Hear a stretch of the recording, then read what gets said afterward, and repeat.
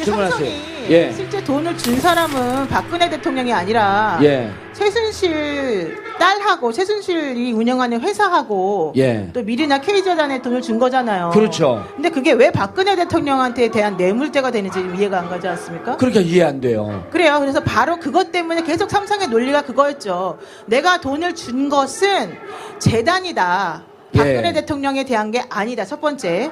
두 번째, 내가 돈을 준 것은 독일에 있는 그 최순실이 세운 회사가 마케팅, 그러니까 스포츠 마케팅, 정유라 씨가 다니는 그 승무와 관련된 그런 일을 하기 때문에 그쪽 회사에 지원을 하기 위해서 준 것이지 개인적으로 돈을 준 게 아니다. 그렇죠. 코어 스포츠를 지원한 예, 거다. 이게 예. 어떻게 해서 뇌물이 되느냐 이 논리가 계속 나왔잖아요. 예. 근데 이번에 영장이 발부됐다라고 하는 것의 의미는 최순실과 박근혜 대통령 간에 직접적인 돈은 최순실에게 주고 혜택은 박근혜 대통령이 주었는데 이걸 어떻게 뇌물죄로 엮을 수 있는지에 대해서 예. 판사가 인정을 했다는 거예요. 어허.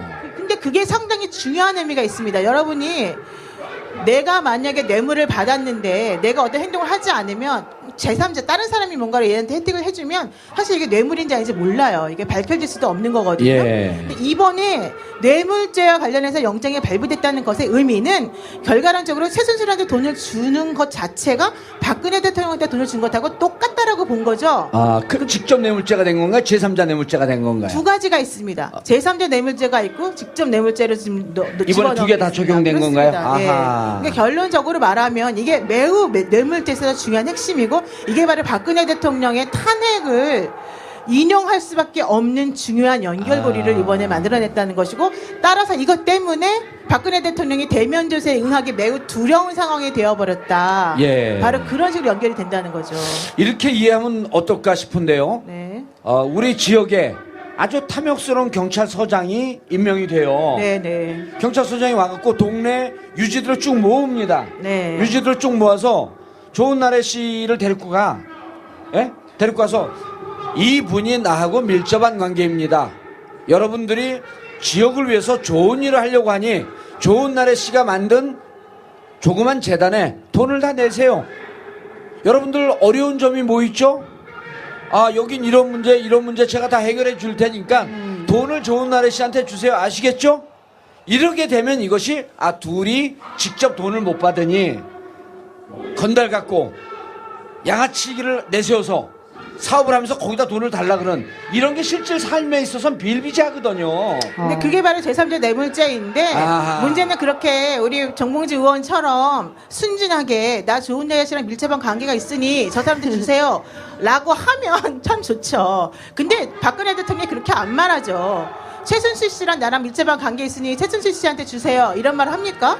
아니잖아요. 은연중에 네버 절대 안 그랬어요. 그래요? 안 그랬는데 불구하고 연결이 됐다는 거예요. 그런데 무슨 얘기냐면 관리의 삼성이라고 얘기하지 않습니까? 예? 관리의 삼성. 관리의 삼성. 삼성이 먼저 이 관계를 알아차렸다는 거예요. 대통령하고 그렇죠. 최순실 씨는 차명폰을 가지고 대화를 하는 사람이지 예. 공식적인 석상에서 두 분이서 뭔가 관계를 남들에게 보여주는 관계가 아하. 아니잖아요. 그걸 법원이 이번에 인정을 한 거네. 그렇죠. 예. 그러니까 그렇게 하면서도 대통령하고 최순실 씨가 사람들은 우리들의 관계는 아무도 모를 거야. 최순실 씨한테 돈을 준 거든 재단에 준 거든 그거는 박근혜 대통령이 연결시키기 어려울 거야 라고 생각을 해서 일이 진행이 된 거였는데 예. 이번에 그 연결고리를 우리가 찾아냈다는 게 중요하다는 거죠. 예. 그런데 이제 다른 분이 이런 얘기를 하더라고요. 2007년도 박근혜 대통령 대선 캠프에 중요한 역할을 한 분이 누구냐면 현명관이라고 하는 삼성 사장 출신이 있는데 네. 그 현명관이란 분이 2007년 박근혜 대통령 대선 캠프에 있었고 네. 그 다음에 2012년에 또 대선 캠프에 있었다는 거예요. 네. 그리고 이번에 그분이 누구냐면 8인 원로회 중에 한 명. 그렇죠. 그래서 이제 그분이 정권을 잡으면 가장 중요한 자리 중에 하나가 KT 회장과 포철 회장인데 그렇죠. 이분이 KT 회장으로 갈 줄 알았는데 KT 회장으로 안 가고 2013년에 마사회 회장으로 갔다는 거예요. 그러니까 말사랑 에마 사랑이 정말 대단하죠. 그렇죠. 에마 사장이 된 거죠, 그분이. 네. 그래서 보니까 현명관이나 이런 분들은 박근혜 대통령이 말과 연관돼서 누구와 가장 밀접한 그렇죠. 관계가 있는지를 알고 그렇죠. 삼성을 통해서 야 박근혜 대통령의 실질적으로 움직이는 분은 이러한 사람이니 그렇죠. 너네가 기업을 잘하고 후계 승계 과정을 완성시키기 위해서는 이 사람 즉 최 씨를 도와주면 될 것이다라고 하는 구도를 이번에 법원에서 인정을 했다. 그렇습니다. 아하. 근데 삼성은 먼저 자발적으로 그런 관계를 알아냈고 다른 대기업들은 못 알아냈대요. 그래서 다른 대기업들이 너무 멍청하게 죄송합니다. 표현이 직설적인데 너무 그게 있으니까 최순실 씨 그 라인에 있는 수족들이 움직인 거죠. 너 얼마 내? 우리 뭐 할 거야? 왜 돈 안 내? 이렇게 직접적으로 얘기를 하니까 처음엔 이걸 또 못 알아듣고 못 알아듣고 안 한다. 어허. 그러니까는 최순실 씨한테 가서 보고를 한 거죠. 매우 건방지게 안 한다고 한다. 태도가 불량하다. 예. 그래서 최순실 씨가 화가 나가지고 원래 기업들로부터 30억씩만 받으려고 했던 거를 막 더블로 더 받게 하고 이런 예. 식으로 오히려 보복 조치를 가했다. 그래서 그때부터 기업들이 자발적으로 뭔가 하려고 쫓아다니면서 만나달라고 했다. 네, 이렇게 된 거죠. 그런데 네. 이제 그 와중에 저는 삼성이 미리 파악하고 최순실을 지원하는 이런 과정도 있었지만 또 은연중에 메시지도 줬다는 이제 그런 보도도 나오잖아요. 뭐냐면 네. 미르 재단하고 K스포츠 재단 돈을 낸 다음에 추가로 거둘 때 네. SK 그룹에 가서 자 미르하고 K스포츠 재단 말고 직접 독일에 있는 비대에다 30억인지 40억 얘기하면서 돈을 꽂아라. 그래 SK는 최태원 최재원 회장이 또 누굽니까? 저하고 징역 동기 아니에요? 무상급식을 쭉 따와본 경험이 있는데 그분 다 3년씩 살았어. 네, 그러니까 네. 이걸 비덱스포츠에 직접 돈을 내면 자칫 잘못하면 이건 뇌물죄로 가겠구나 해서 거절을 하면서 아닙니다. 우리는 재단에 다시 직접 드리겠습니다. 그러니까 이 얘기한 사람이 됐다 그래. 내지 마. 그러니까요. 그러니까 기업들 입장에서는 사실 최순실이라고 하는 실체를 알았어도 자칫 잘못하면 한 방에 갈 수 있어서 발을 뺄 사람도 있었을 아니 그러니까 것이고. 그게 바로 차이예요. SK는 그렇게 해서 안 한다 그랬잖아요. 예. 그리고 미래랑 K 낸다 그랬잖아요. 삼성은요 겉으로 체결한 계약을 X해버리고 예. 없애버리고 이면 계약을 체결하고 다른 식으로 우회적으로 지원을 했단 말이에요. 우회적으로 지원하면서 이 우회적으로 지원하는 것도 공개하지 말자고 서로 합의서 그렇죠. 써놓고. 예, 그렇죠. 그러니까 그래서 거기서 바로 범죄 수익 은닉. 바로 빌라드미르 명마 30억짜리 말을 지원하게 되는 계기가 이제 그런 식으로 된 건데 아. 그런 방식이 있었다는 얘기죠. 예. 그 이재용 부회장의 혐의가 총 5가지였는데 아까 잠깐 나왔잖아요. 2가지가 이제 추가가 되는데 어떤 것들인지 잠깐 소개해 주실 수 있으세요? 먼저 3개하고 네. 나중에 추가된 거 2개. 그러니까 이재용 부회장에 대한 혐의 사실은 여러분 너무 잘 알다시피 그 뇌물죄 433억 원의 뇌물죄. 그러니까 미르와 K와 그다음에 독일의 비덱스포츠에 제공한 돈 합쳐서 예. 433억 원을 뇌물로 제공했다는 게 하나가 있고. 이번에도 똑같이 들어갔나요? 예, 똑같이 아, 들어갔습니다. 이번 뺀다 그러더니 안 예. 뺐네요. 그리고 미르 원래 K 빼려고 하다가 우리가 그냥 넣어버리자 했습니다. 두 번째로는 횡령 혐의가 있습니다. 그렇게 돈을 지급하게 되는 과정에서 그 돈은 어디서 나왔냐?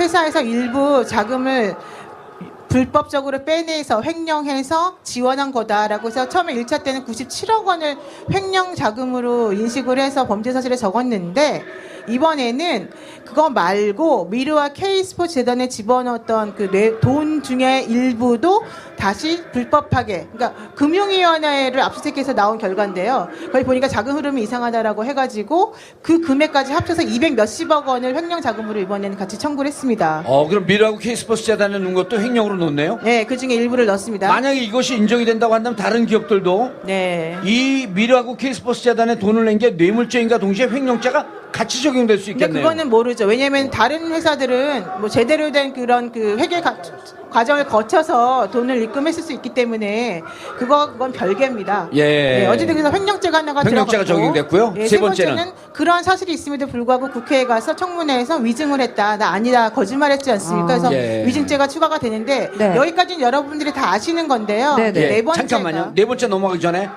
지금 얘기한 게 적용이 되면 형이 어느 정도 나온가요? 만약 유죄가 인정된다면. 뇌물죄가 인정이 되면 뇌물을 준 사람은 돈을 아무리 많이 주었어도 5년 이하의 징역밖에 살지 않아요. 그리고 그다음에 횡령죄 같은 경우에는 50억 원 이상을 횡령하게 되면은 특경법이 적용이 되기 때문에 5년 이상의 징역과 무기징역 중에서 하나를 선택할 수 있게 되거든요. 횡령이요? 네, 그리고 위증죄 같은 경우에는 국회에서의 위증 및 감정에 관한 법률 위반이기 때문에 실형으로 징역 1년에서 10년 사이에 형을 선고받을 수가 있습니다. 근데 이렇게 하나의 그 한 사람에 대해서 여러 개의 죄가 같이 들어가게 되는 걸 우리가 실체적 경합범이라고 하는데, 이렇게 실체적 경합범을 하게 되면은요, 가장 중한 죄의 정한 형의 2분의 1을 가중해서 할 수 있게 되어 있어요. 그러니까 예를 들면은 5년 아까 말했죠. 뇌물은 5년 이하. 네, 5년 이하. 그다음에 뭐 횡령은 뭐 5년 이상, 뭐 10년 무기징역 이상 네. 이렇게 돼 있잖아요. 근데 그런 것들만 적용이 되는 거예요. 근데 집행유예를 받기 위해서는 5년까지가 마지노선이에요, 실형이. 왜냐면은 5년 정도까지가 하한선으로 가게 되면은 한번 감경을 해주거든요. 작년 감경이라 해서 나 죄송합니다고 하면 깎아주는데, 그게 2분의 1을 깎아줄 수 있으니까 2년 6개월 정도를 우리가 처벌할 수 있는 거거든요.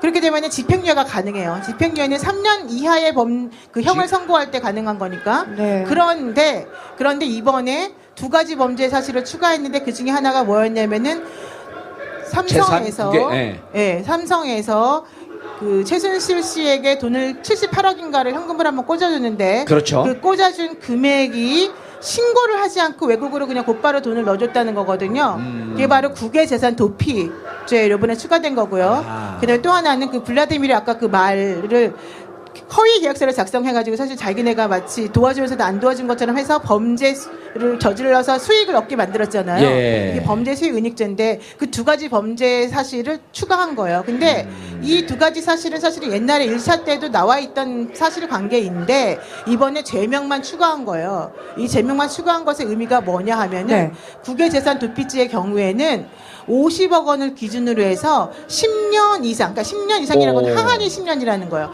10년 이상 무기징역을 선고할 수 있는 범죄거든요.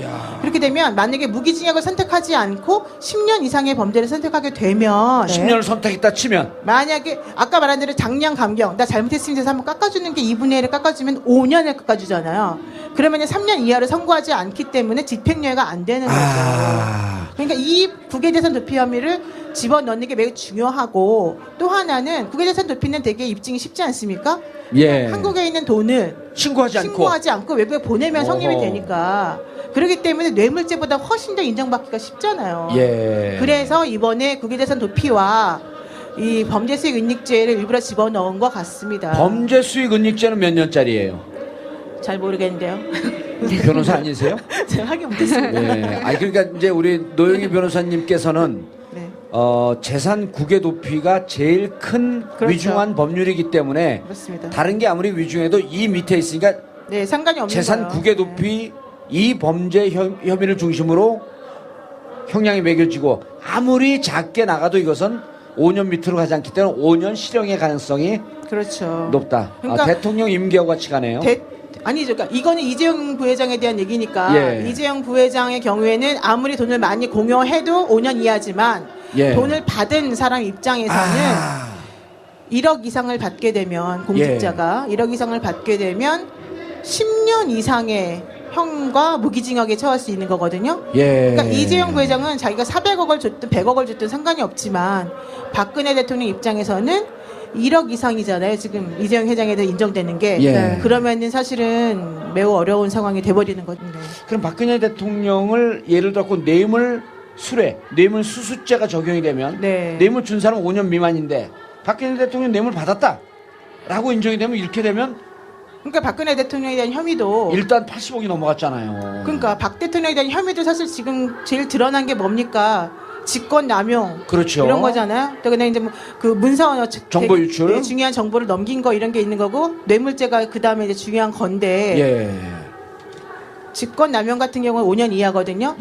그러니까 사실은 별로 중요하지 않아요. 집행유예 가능하니까. 근데 우리가 항상 형사적인 처벌을 할 때는 집행유예가 가능하지 않냐를 제일 기준으로 삼거든요. 왜냐면 인신 구속이 되는 거니까. 그래서 대통령 입장에서는 그래서 뇌물죄와 관련해서는 본인의 혐의 사실을 모두 부인하고 무죄를 받는 것이 매우 중요하죠. 그래서 지금까지 사실은 다 부인하고 있는 것이고. 근데 이번에 이제 이재용 부회장의 영장이 발부가 됨으로 인해서 대통령은 사면 초과에 몰리게 된 거고, 결론적으로는 대면 조사, 특검과의 대면 대면 조사에도 응하지 않을 가능성이 또 높아진 거다. 그런데 제가 질문한 거를 좀 피해 가셨어요. 뭐라고 했죠? 만약에 뇌물 공여가 유죄로 인정이 된다고 한다면 네, 필요적 공범이죠. 우리 존경하는 대통령 각하께서는 네. 몇 년짜리냐?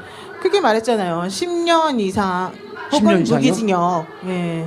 오. 거기에 포함이 되시는 거죠. 그럼 대통령 임기 5년 하고 징역은 임기의 2배 되는 10년 살고 이렇게 되는 건가요? 대통령 현재 지금 4년 몇 개월 하셨죠? 예. 네. 임기보다 2배가 높네. 잔인하세요, 참. 그걸 굳이 밝혀주셔. 네. 아니, 네. 대면 조사가 어려워져. 이렇게 되면 대면 조사 피하겠네, 진짜. 그러니까 대면 조사를 하면 여러분들 그 조사 안 받아보셨겠지만 아무리 철저하게 준비를 하더라도 질문하는 것이 내가 허를 찔리는 질문을 많이 받기 때문에 사실은 피해 나가기가 어렵고요. 뜻하지 않고 뜻밖의 예를 들면은 이번에 영장이 발부됐기 때문에 뇌물을 주었다라고 하는 것과 관련된 직접 증거들이 많이 나오잖아요. 그러면 그 증거들을 들이밀면서 당신 이렇게 했다고 써있는데 어떻습니까? 이렇게 이걸 쓴 사람도 그게 맞다고 말하는데요 라고 말을 하면 대답을 잘 못한단 말이에요. 예. 그러면 검찰 조서는 어떻게 쓰이냐면 당신 뇌물 이렇게 부정한 청탁 이렇게 해쳐 들어줄 테니까 돈을 달라고 했습니까? 피의자 묵묵부답하다. 피의자 고개를 떨구다. 이런 걸 다 써요.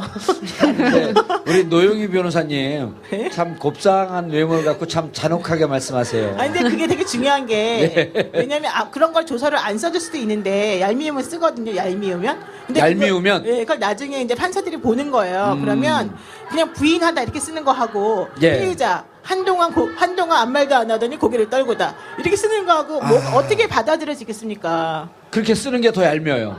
예. 그러니까 그게 바로 일부러 쓰는 거예요. 아하. 그렇게 심증을 형성하라고. 예. 그러니까 박근혜 대통령의 피의신 조서에도 그렇게 쓰일 가능성이 있는 거죠. 알겠습니다.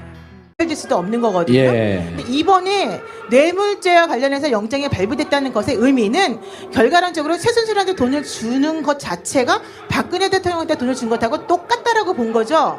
그럼 직접 뇌물죄가 된 건가요? 제3자 뇌물죄가 된 건가요? 두 가지가 있습니다. 제3자 뇌물죄가 있고 직접 뇌물죄로 지금 이번에 두 개 다 적용된 건가요? 예. 아하. 그러니까 결론적으로 말하면 이게 매우 뇌물죄에서 중요한 핵심이고 이게 바로 박근혜 대통령의 탄핵을 인용할 수밖에 없는 중요한 연결고리를 이번에 만들어냈다는 것이고 따라서 이것 때문에 박근혜 대통령이 대면 조사에 응하기 매우 두려운 상황이 되어버렸다. 예. 바로 그런 식으로 연결이 된다는 거죠. 이렇게 이해하면 어떨까 싶은데요. 네. 우리 지역에 아주 탐욕스러운 경찰서장이 임명이 돼요. 네네. 경찰서장이 와갖고 동네 유지들을 쭉 모읍니다. 네. 유지들을 쭉 모아서 좋은 나래 씨를 데리고 가. 예? 데리고 가서 이분이 나하고 밀접한 관계입니다. 여러분들이 지역을 위해서 좋은 일을 하려고 하니 좋은 나래 씨가 만든 조그만 재단에 돈을 다 내세요. 여러분들 어려운 점이 뭐 있죠? 여긴 이런 문제 제가 다 해결해 줄 테니까 돈을 좋은 나래 씨한테 주세요. 아시겠죠? 이렇게 되면 이것이 다른 분이 이런 얘기를 하더라고요. 2007년도 박근혜 대통령 대선 캠프에 중요한 역할을 한 분이 누구냐면 현명관이라고 하는 삼성 사장 출신이 있는데 네. 그 현명관이란 분이 2007년 박근혜 대통령 대선 캠프에 있었고 네. 그 다음에 2012년에 또 대선 캠프에 있었다는 거예요. 네. 그리고 이번에 그분이 누구냐면 8인 원로회 중에 한 명. 그렇죠. 그래서 이제 그분이 정권을 잡으면 가장 중요한 자리 중에 하나가 KT 회장과 포철 회장인데 그렇죠. 이분이 KT 회장으로 갈 줄 알았는데 KT 회장으로 안 가고 2013년에 마사회 회장으로 갔다는 거예요. 그러니까 말사랑 에마 사랑이 정말 대단하죠. 그렇죠. 에마 사장이 된 거죠, 그분이. 네. 그래서 보니까 현명관이나 이런 분들은 박근혜 대통령이 말과 연관돼서 누구와 가장 밀접한 그렇죠. 관계가 있는지를 알고 그렇죠. 삼성을 통해서 박근혜 대통령의 실질적으로 움직이는 분은 이러한 사람이니 그렇죠. 너네가 기업을 잘하고 후계 승계 과정을 완성시키기 위해서는 이 사람 즉 최 씨를 도와주면 될 것이다라고 하는 구도를 이번에 법원에서 인정을 했다. 그렇습니다. 아하. 근데 삼성은 먼저 질문하세요. 삼성이 예. 실제 돈을 준 사람은 박근혜 대통령이 아니라 예. 최순실 딸하고 최순실이 운영하는 회사하고 예. 또 미리나 K재단에 돈을 준 거잖아요. 그렇죠. 근데 그게 왜 박근혜 대통령한테 대한 뇌물죄가 되는지 좀 이해가 안 가지 않습니까? 그러니까 이해 안 돼요. 그래요. 그래서 바로 그것 때문에 계속 삼성의 논리가 그거였죠. 내가 돈을 준 것은 재단이다. 박근혜 예. 대통령에 대한 게 아니다. 첫 번째. 두 번째, 내가 돈을 준 것은 독일에 있는 그 최순실이 세운 회사가 마케팅, 그러니까 스포츠 마케팅, 정유라 씨가 다니는 그 승마와 관련된 그런 일을 하기 때문에 그쪽 회사에 지원을 하기 위해서 준 것이지 개인적으로 돈을 준 게 아니다. 그렇죠. 코어 스포츠를 지원한 예, 거다. 이게 예. 어떻게 해서 뇌물이 되느냐 이 논리가 계속 나왔잖아요. 예. 근데 이번에 영장이 발부됐다라고 하는 것의 의미는 최순실과 박근혜 대통령 간에 직접적인 돈은 최순실에게 주고 혜택은 박근혜 대통령이 주었는데 이걸 어떻게 뇌물죄로 엮을 수 있는지에 대해서 예. 판사가 인정을 했다는 거예요. 어허. 근데 그게 상당히 중요한 의미가 있습니다. 여러분이 내가 만약에 뇌물을 받았는데 내가 어떤 행동을 하지 않으면 제3자 다른 사람이 뭔가를 얘한테 혜택을 해주면 사실 이게 뇌물인지 아닌지 몰라요. 이게 자발적으로 그런 관계를 알아냈고 다른 대기업들은 못 알아냈대요. 그래서 다른 대기업들이 너무 멍청하게 죄송합니다. 표현이 직설적인데 너무 그게 있으니까 최순실 그 라인에 있는 수족들이 움직인 거죠. 너 얼마 내? 우리 뭐 할 거야? 왜 돈 안 내? 이렇게 직접적으로 얘기를 하니까 처음엔 이걸 또 못 알아듣고 못 알아듣고. 안 한다. 어허. 그러니까는 최순실 씨한테 가서 보고를 한 거죠. 매우 건방지게 안 한다고 한다. 태도가 불량하다. 예. 그래서 최순실 씨가 화가 나가지고 원래 기업들로부터 30억씩만 받으려고 했던 거를 막 더블로 더 받게 하고 이런 예. 식으로 오히려 보복 조치를 가했다. 그래서 그때부터 기업들이 자발적으로 뭔가 하려고 쫓아다니면서 만나달라고 했다. 네, 이렇게 된 거죠.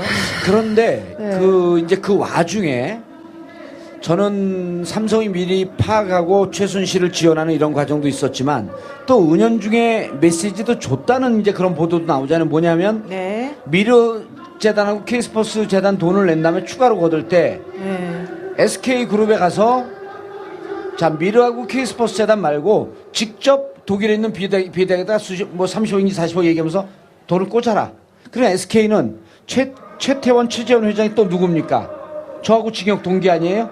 둘이 직접 돈을 못 받으니 건달 갖고 양아치기를 내세워서 사업을 하면서 거기다 돈을 달라 그런 이런 게 실제 삶에 있어서는 비일비재하거든요. 근데 그게 바로 제3자 뇌물죄인데 아하. 문제는 그렇게 우리 정봉주 의원처럼 순진하게 나 좋은 여자씨랑 밀접한 관계가 있으니 저 사람한테 주세요 라고 하면 참 좋죠. 근데 박근혜 대통령이 그렇게 안 말하죠.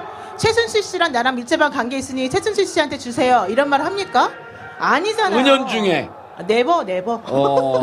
절대 안 그랬어요. 그래요? 안 그랬는데 불구하고 연결이 됐다는 거예요. 그런데 무슨 얘기냐면 관리의 삼성이라고 얘기하지 않습니까? 예? 관리의 삼성. 관리의 삼성. 삼성이 먼저 이 관계를 알아차렸다는 거예요. 대통령하고 그렇죠. 최순실 씨는 차명폰을 가지고 대화를 하는 사람이지 예. 공식적인 석상에서 두 분이서 뭔가 관계를 남들에게 보여주는 관계가 아하. 아니잖아요. 그걸 법원이 이번에 인정을 한 거네. 그렇죠. 예. 그러니까 그렇게 하면서도 대통령하고 최순실 씨가 사람들은 우리들의 관계는 아무도 모를 거야. 아. 최순실 씨한테 돈을 준 거든 재단에 준 거든 그거는 박근혜 대통령이 연결시키기 어려울 거야라고 생각을 해서 일이 진행이 된 거였는데 예. 이번에 그 연결고리를 우리가 찾아냈다는 게 중요하다는 거죠. 예. 그런데 이제